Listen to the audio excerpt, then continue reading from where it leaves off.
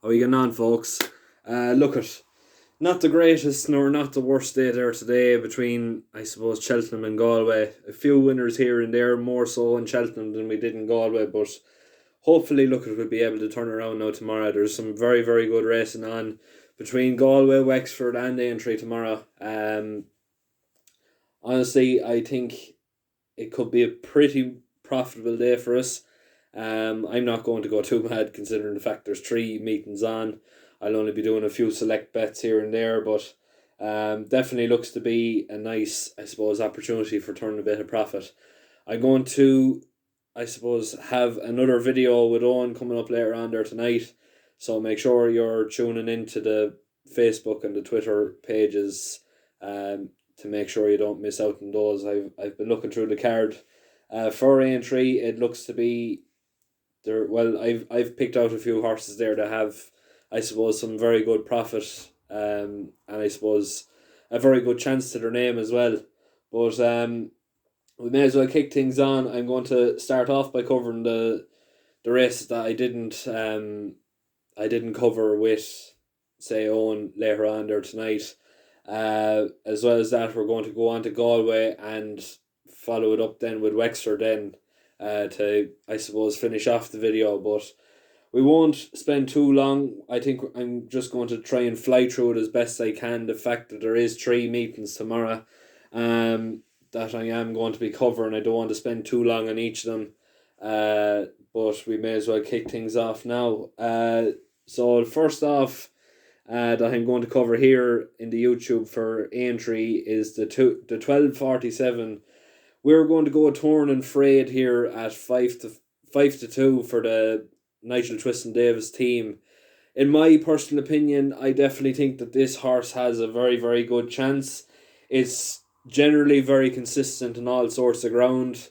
Compared to Danny Corwin, who I suppose doesn't really seem to be the best on the ground that he's going to be meeting tomorrow, which is more than likely going to be good to soft at very best, really, at the end of the day.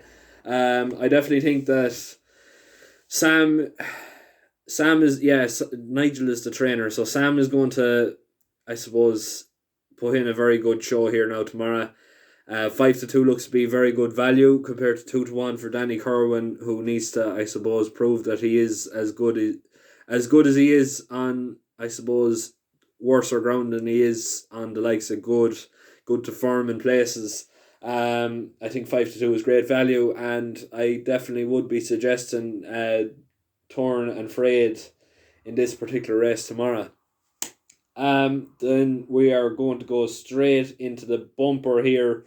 We've covered all the rest of them with Owen Healy tonight. We're going to go with You Caught My Eye at 11-2 for an each way price here. It definitely looks to be. I wouldn't be going too mad in this bumper. There's an awful lot of these that haven't raced. Another handful of these that have won on debut. We don't really know what they were going to be like. This one here, though, definitely did, I suppose, live up to his namesake and definitely did catch the eye, winning by 7 lengths.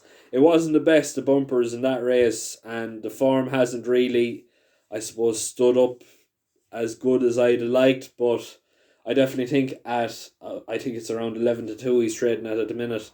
But I definitely think he's worth an each way shout here. He's at an each way price. He could definitely fit into the frame, and I suppose shapes to be a sort of a horse that will, I suppose, like a good bit of a slog and hopefully kick clear coming into the run in tomorrow. Then we're moving on to Galway. Some very nice horses in here now that definitely have some very good value to them.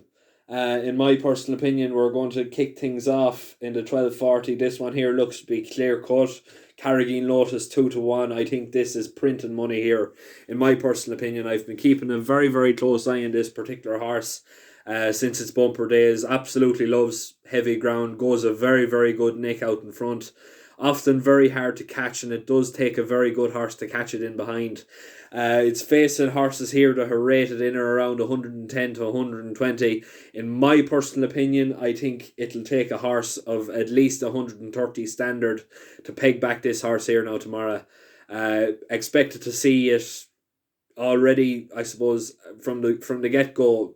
I suppose pulling 5 to 10 lengths clear, and I suppose extending it as further as it runs. Really, at the end of the day, I definitely think this horse is going to be a runaway winner tomorrow. 2-1 looks to be an absolute steal of a price.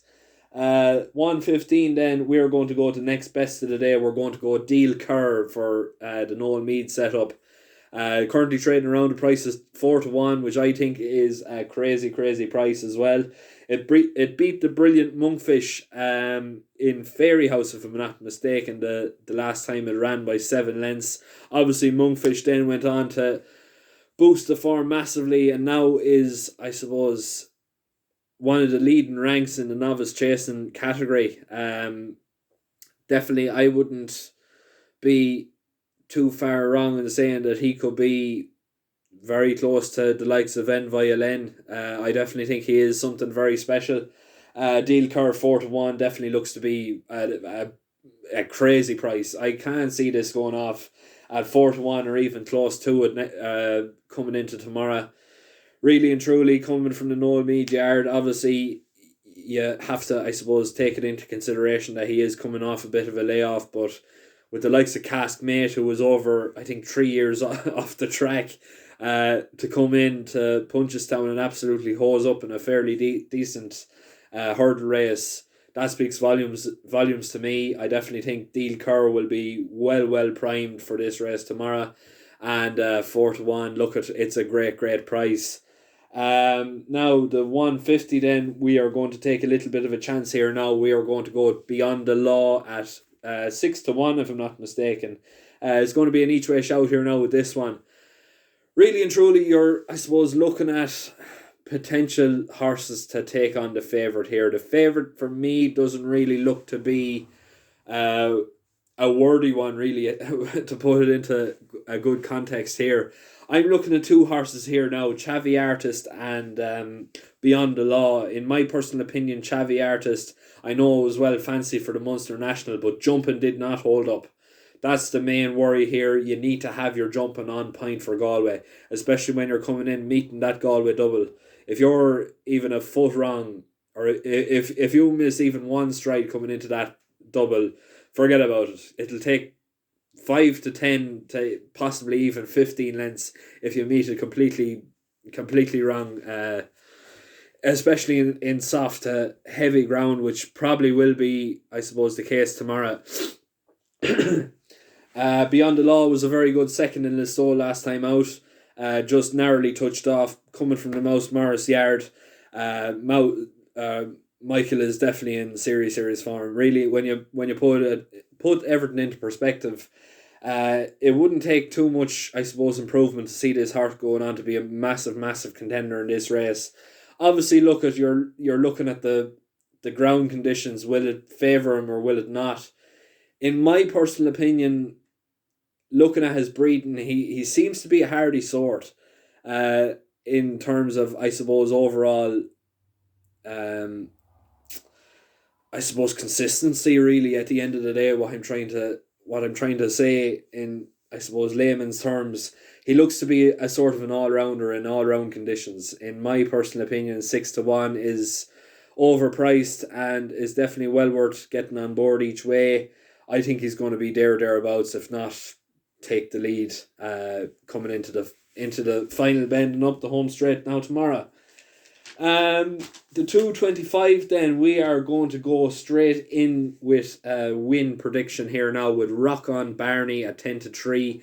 Really and truly, it's, I suppose, for me it looks to be definitely between the top 2. I can't see Ask Mary being too far away, but likewise, I definitely think Rock On Barney has the measure of her. Liz Lawler, obviously, she does fairly well around Galway. She has Carrigain Lotus in the first race, so obviously if that goes on to win as well as I expect it to, it'll boost the form of Ask Mary. It was a very good second to Salsaretta, who I predicted to go on to actually win the Irish National. That never happened for this particular year. Had Moscovite in behind, who was a very good second in the Kerry National. I think it was fourth or fifth in the Munster National. But for me, this Rocco Barney definitely looks to be coming into his own. He's from a local yard, from Paul Gilligan, really and truly. Paul loves to have his winners around here. I think it's Paul. It's either Paul or John. I think it could be John. I'm not 100% sure. There's so many horses I'm covering here now in this video. I'm sort of losing track. But yeah, coming in the back of a win, obviously in Tipperary, beating a fairly nice Willie Austin sort in Crack On Corrie. Jumping was absolutely sublime. I definitely think 10-3 is overpriced in my opinion. I think the two of them should be well considered, I suppose, giant favourites at the end of the day. I think given any sort of value between the two, favours the more valuable one at the end of the day. And I think Rocco Barney, currently at 10-3, is a great price and is overpriced in my opinion. The 3 o'clock then, we're going to take a little bit of a chance here now, considering it's such a great race. But we're going to jump on board a favourite here now and go with Manila Melody at 7-4. In my personal opinion, look at it's when you put it all into perspective, this Manila Melody was the only horse good enough to go to a Cheltenham Festival and run a fairly considerable race. You look at the form of that particular race, Concertista, around Cheltenham, she's sublime. She was second to Eglantine de Soy, or Eglantine de Sol, or whatever way you want to pronounce it, in the Cheltenham Festival the year before last, and of course this year then went on to absolutely hose up. Look at Manila Melody. I suppose it's got the ground to favour tomorrow. As well as that, it likes to go a good nick. It's so hard to predict. It's definitely a 3-horse race. I don't think Happy Jackie is well, I suppose, laid out for tomorrow, and the price definitely shows it. But the top 3 in the market are inseparable, and my, I suppose, reason in going behind Manila Melody is the fact that the ground is favouring her, and she's the only one that was good enough to actually go to the festival. She's getting a mare's allowance now tomorrow, coming up against the boys, which will be tricky especially, but I don't know, I just can't get past the fact that she has run fairly considerably in the Cheltenham Festival this year, and she was only the only one in this field good enough to actually go to it. Now, but moving on to the 3:35, then we're going to go with Lieutenant Command at 6-5. Really and truly, this here looks fairly clear cut. You look at the form of the two giant favourites here, and Lieutenant Colonel stands out a country mile. The point to point that this Gordon Elliott horse won, the second horse in behind went on to win a fairly comfortable bumper, but today when it was well fancied, it didn't stand up to the mark at all, and it was beaten fairly handily. Whereas you look at the form of Lieutenant Command, third behind Appreciated, who then went on to win again in Leopardstown, and then went on to very unluckily lose in the champion bumper this year. When you put it all into consideration, that form stands a country mile clear of this this other giant favourite here for Gordon Elliott, with JP McManus. Obviously, look at, you have to respect them, and it definitely does look to be a nice prospect, but when you're looking to pick a horse out of the two, Lieutenant Command definitely looks to be the best value here at the same price for what he has faced and what they have gone on to achieve compared to what the latter has, I suppose, gone on to achieve really at the end of the day. In my opinion, it's clear cut, but it's going to be definitely a very much interesting race tomorrow. The 4:10 then, we're going to go Jiving Jerry here at 3-1. Really and truly, it's still on a fairly feasible mark. It was beaten, I suppose, by a trained horse, and if only I knew sooner, it was trained very, very well by a local man of a local man To me, a very very good friend of mine. I didn't hear any word of it, but uh, apparently it was doing very very well at home. It's going to be well worth keeping an eye on. Jive and Jerry, if it produces the same run it did that day when it was beaten, I definitely think it's going to be hard to beat. Really and truly is still on a fairly feasible mark that it's well and truly able to exploit. Coming from the Barco team, it's hard to know what to make of them really. What way they'll go or what way this horse is going to run tomorrow, but I don't see any reason why they won't win. I definitely think it's going to go one better here now tomorrow, and 3-1 definitely looks to be a great price. Finally, then the 445 Grange at 2-1 definitely looks to be very very interesting. It looks to be the only Willie Mullins horse going to Galway. I'm not 100% sure on that now, but just going over a quick glance, considering I was covering Wexford and Aintree as well, I didn't have too much time to look into every single horse running in Galway tomorrow. But it looks to be the only Willie Mullins horse running in Galway tomorrow, or at least it's the only one that's any sort of way fancied. In my personal opinion, that speaks volumes here. It's well bred, although it is an AQPS horse or whatever way it is. It's coming from a very strong racing background, but racing in terms of not full thoroughbred race horses, if that makes any sense. I think that's what AQPS stands for, or something along them lines, whatever AQPTS or something along them lines. 2-1 definitely looks to be fairly decent value. Willie Mullins does fairly well with these sorts. Obviously, you have to look at the likes of Undaso, who was definitely one of the best sorts of horses, similar enough to this one now tomorrow. It definitely looks to be well supported. I think it costs something along the lines of 47,000 as a yearling. So for a horse that isn't full thoroughbred in the bloodline, that is serious money to be paying for any horse. I definitely think 2-1 is fairly decent value. Patrick Mullins, he does sometimes, I suppose, let me down when I'm on him, and he does prove me wrong when I'm not. But we're going to go on him now tomorrow, and 2-1 definitely looks to be a great price. In my opinion, it should be well and truly ready, and yeah, 2-1 looks to be great value. Now, moving swiftly on to Wexford. The 1 o'clock race, we're not going to be having a bet in this race here now tomorrow, simply because Mr. Jackman is going to hose up miles clear this field here now tomorrow.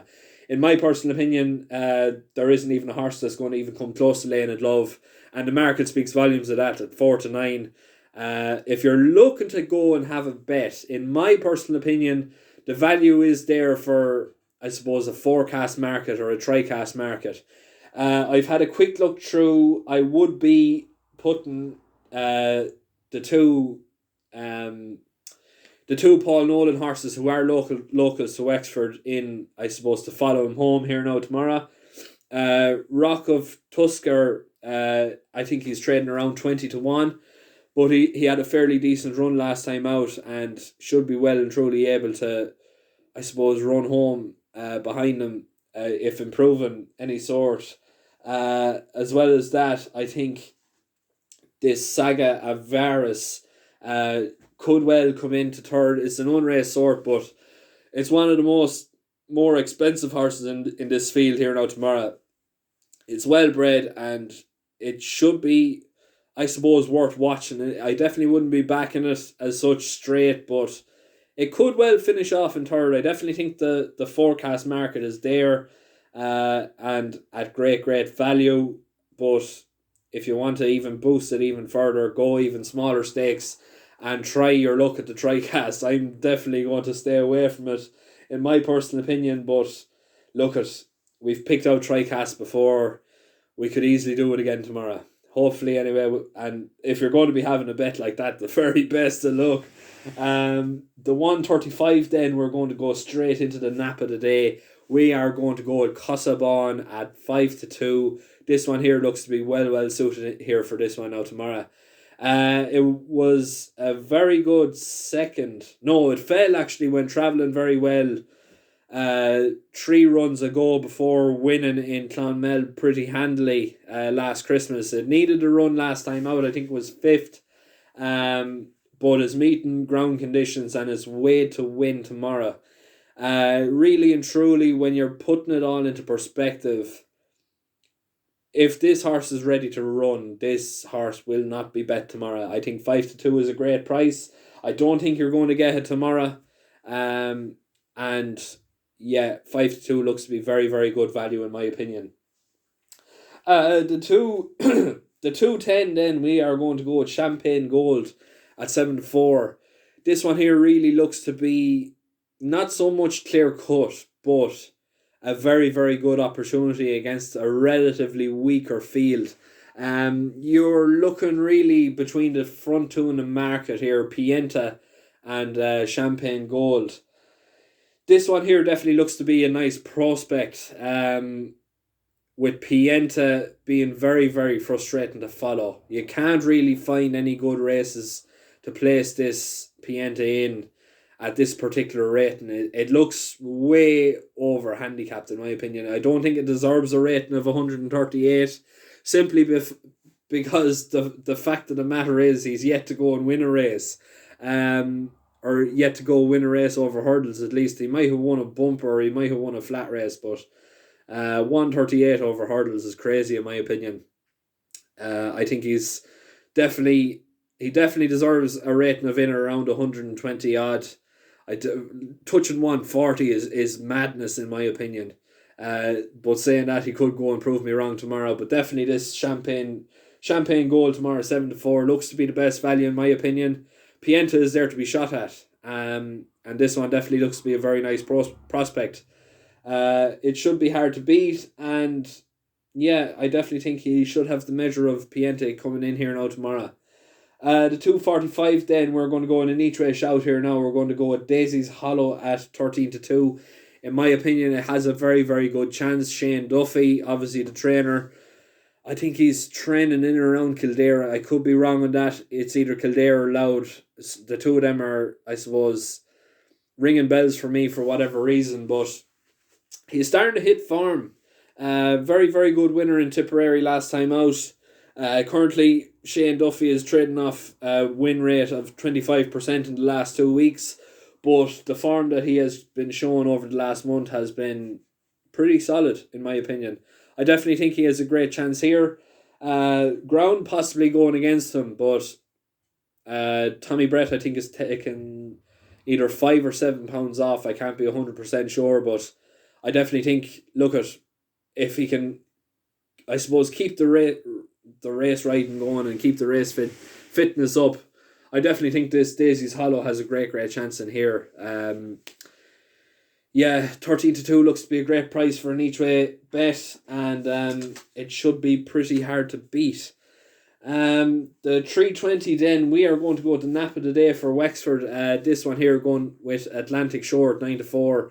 This one here, look, it's miles ahead on, I suppose, overall talent and overall performance. Price is very much more than what I expected it to be. I thought it was going to be trading closer into 6-4, maybe you could say pushing 13-8, 11-8. Really and truly, 9-4 is an absolute steal in my opinion. The trainer goes very well here, Philip Rothwell.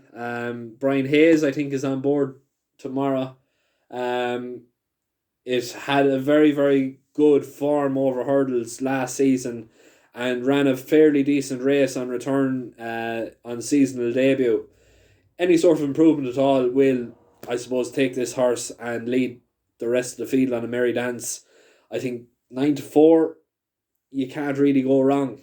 You're more than tripling your money if it comes in to win tomorrow. I'm not saying it will win, but it definitely looks to be the best chance in my opinion. It's, I suppose, hard to get past really if I do say so myself. Finally then, Nudie 5-4. Again, going with Willie Mullins here. Obviously, Willie is starting to hit form, especially with these bumper horses. Second last time out.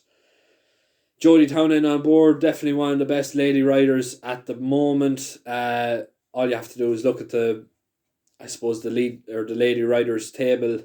I think she's second, or if I'm not mistaken, she's either first or second. That should be good enough. She's on the best horse of the race, really, at the end of the day. That has run. I will state that she's on the best horse that has run. I've often said that horses are the best in particular races, and suddenly out of the clouds, something out of nowhere that hasn't run will come on and look to be, I suppose, another 14 in the making, really. But yeah, I definitely think 5-4. Look at you're backing the best horse that's proven, especially with the best trainer in Ireland, in my opinion, and possibly the best trainer in the world. But I'm going to leave it there. Please make sure to like, share, and subscribe. It's been a tough one on the voice. I'm not going to lie. I've been talking for 25 minutes, 26 minutes now going on. It's definitely called upon a glass of water now at this stage. Please make sure to keep liking, sharing, and subscribing. Please follow the Facebook and Twitter to make sure you tune in to Owen Healy's video coming up with myself a little later on. But yeah, thanks very much for listening. If you're having a bet, the very best of luck. And like always, please make sure to like, share, and subscribe. Thanks very much.